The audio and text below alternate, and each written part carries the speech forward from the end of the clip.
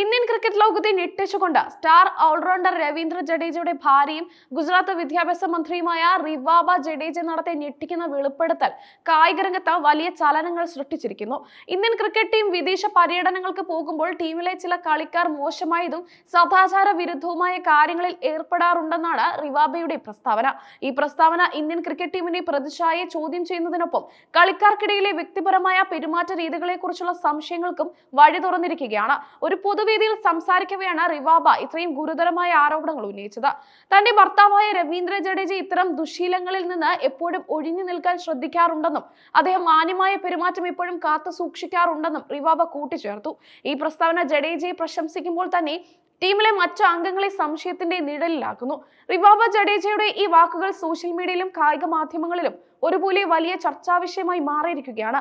ആരാണ് ഈ മോശം കാര്യങ്ങൾ ചെയ്യുന്നതെന്നും എന്താണ് ആ മോശം കാര്യങ്ങളെന്നും വ്യക്തമാക്കാത്തത് ദുരൂഹത വർദ്ധിപ്പിക്കുന്നു.